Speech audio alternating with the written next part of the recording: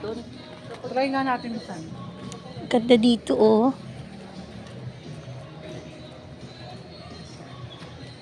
Try ko. Pasok ako.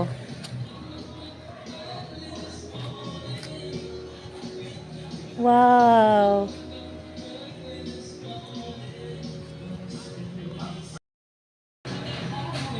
Ayan, welcome sa akin vlog. Ayan, nakalabas ako ng bahay. Nako, talagang init-init kaya ito. Dito ako mag-unwind. Ang ganda ng ambience nila, oh.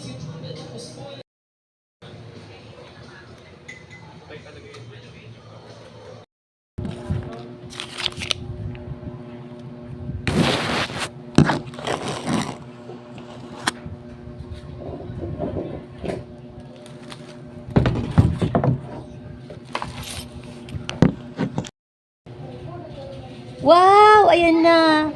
Wow naman. Ang ganda ng servings. Thank you. Sir. Ayan, oh. Ang ganda ng ano nila, oh. Servings nila. Typical lang. Lalagyan na ng tissue. Ayan, kain po tayo. Naglalakad-lakad ako. Sabi ko, gusto kong gusto kong lumabas. Gusto kong kumain nga ng ano. Ang balak ko, yung hindi ganito. Ang bala ko yung aanin ko. Okay, thank you, sir. Okay.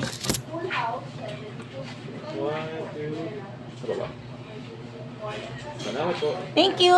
For what yan, sir? Sa page namin to. Ay, thank you naman. Pakilagyan ng vlogger. Sige ba? Okay. Ayan, pinagsuruan ako ni Kuya kasi daw, para daw sa page nila. Ayan. Pinicturean ako. Nagpakilala akong vlogger kanina.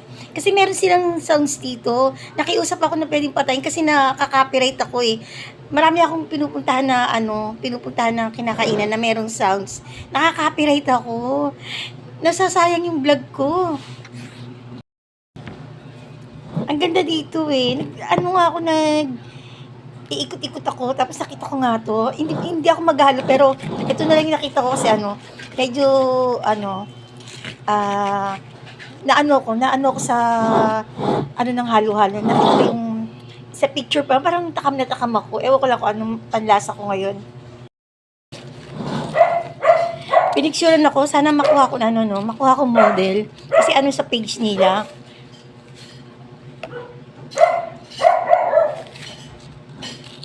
Pasensya na kayo, wala pa akong makeup, wala akong filter, natural lang po, yan.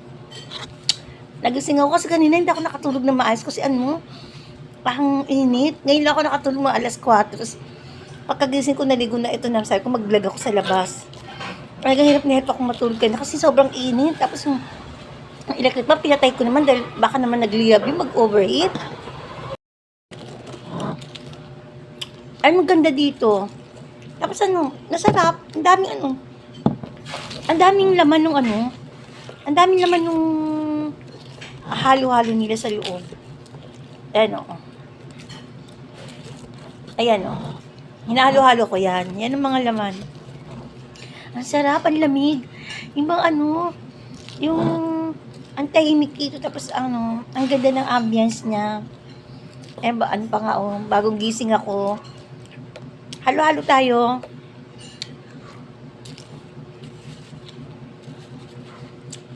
Nakiusap ako, may music kanina. Sabi ko, baka makapirate ko. Sabi ko, pwede po ba pakipatay mo, mamaya buksan nyo na lang po.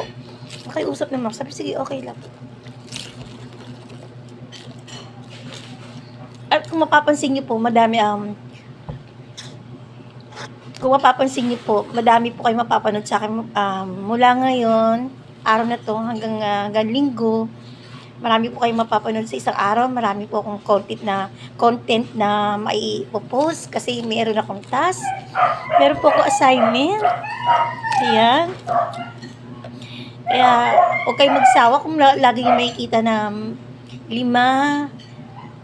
o 6 na post sa isang araw o kaya 4 o 5. Ganun, 4, 5, 6 na post ang ipapakita ko.